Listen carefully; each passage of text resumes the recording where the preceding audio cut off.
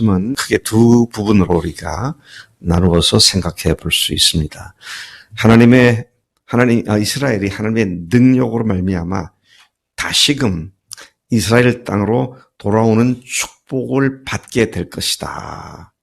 그런 말씀으로 하나님께서는 이스라엘 향한 당신의 사랑과 또 그들이 그 주님의 사랑 속으로 돌아오기를 초청하시는 말씀이 21절부터 28절까지에 기록되어 있습니다. 그리고 45장 1절부터 7절까지에서는 이방왕, 초강대국으로 자라나게 될 이방왕 고레스를 앞세워서 그를 사용하실 것이라고 말씀하신 내용들이 나옵니다.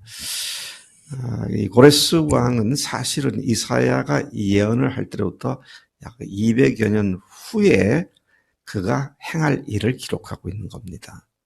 그래서 많은 자유주의 신학자들은 이것은 바벨론 포로 이후에 쓴 글이다. 왜냐하면 고레스라고 하는 특정 인물의 이름이 나와 있기 때문에 이거는 이사야가 이런 말을 했다 할지라도 200여 년 더 지난 뒤에 편집된 글이다. 그렇게 말을 합니다. 그런데 우리가 그렇게만 볼 수 없는 것이 성경에는 하나님 앞에 하나님께서 300년 뒤에 될 일을 특정인 이름을 딱 지명해서 그가 그렇게 할 거다. 그렇게 하신 말씀들이 여러 군데가 나옵니다. 제가 한 군데만 얘기를 한다면 열왕기상 13장 2절 같은 데 보면 유다로부터 온 어떤 선지자가 여로보암의 새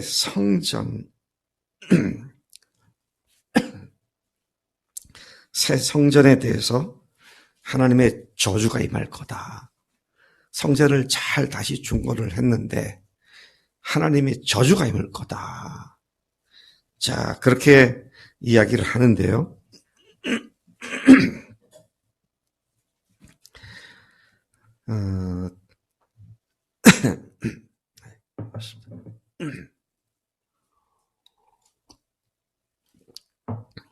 그런데 놀랍게도 이 성전을 파괴할 왕은 요시야 왕이다. 요시야. 딱 그렇게 아주 이름을 지명해 가면서 예언을 했는데 300년 후에 정확하게 요시야가 그런 일을 행하게 되는 것을 봅니다.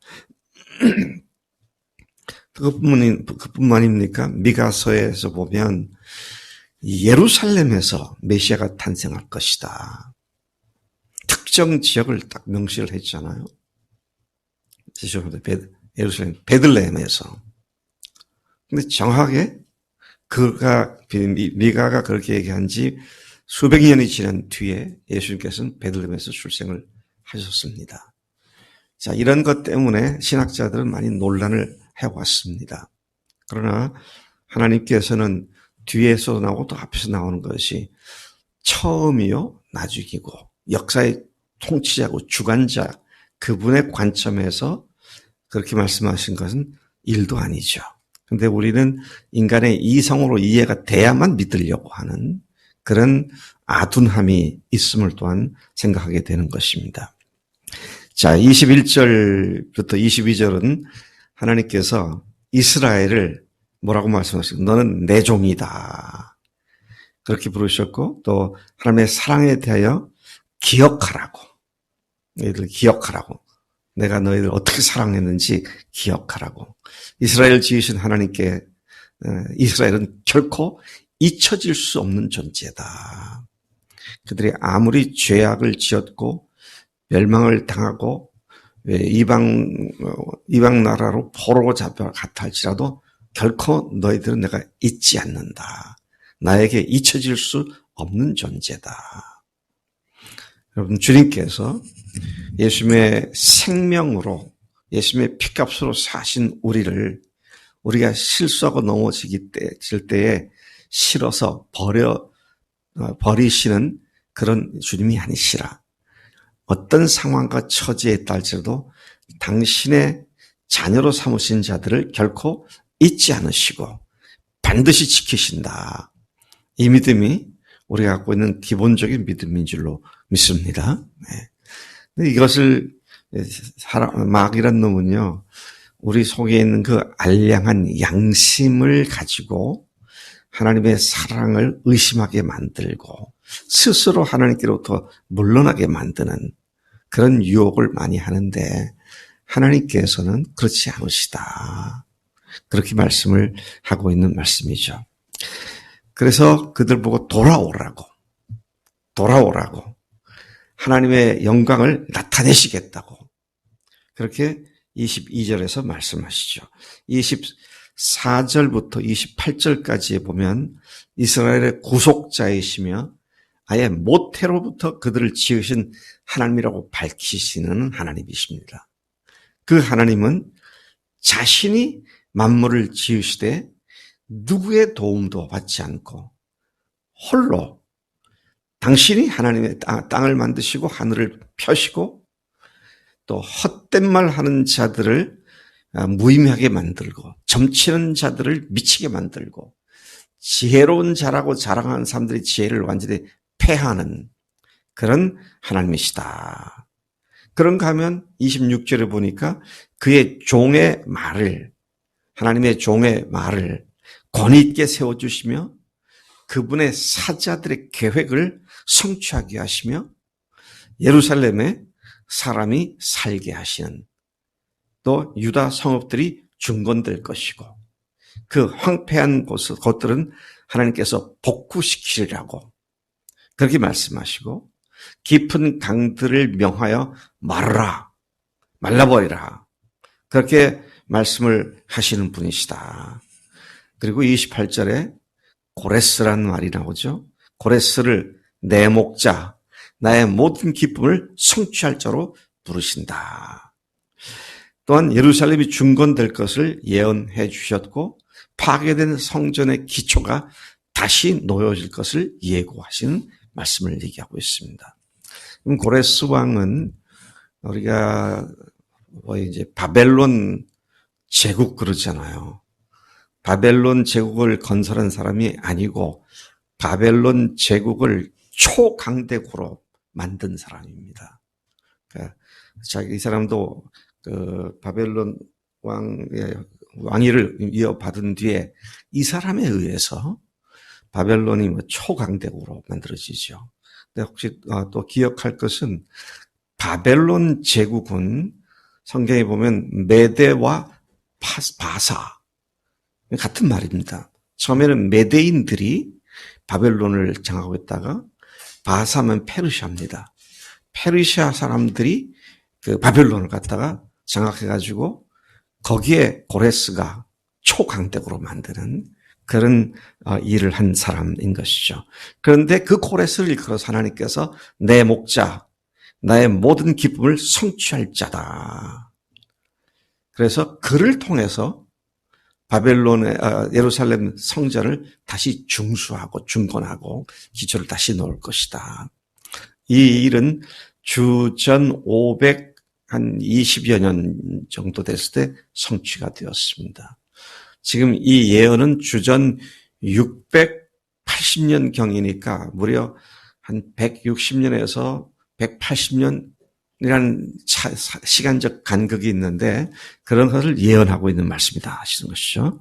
이런 하나님의 이스라엘에 대한 사랑 고백과 그리고 페르시아의 고레스를 사용하실 예고의 말씀을 실제로 그런 일이 일어나기까지 200여 년의 세월이 흘러가야만 했다. 알파와 오메가가 되시며 처음부터 끝까지 모든 역사를 주관하시는 하나님의 모습을 보여주는 말씀인 것이기도 하시죠. 그다음에 45장 1절부터 7절까지 고레스에 관한 말씀을 하십니다. 하나님께서 고레스를 세우신다.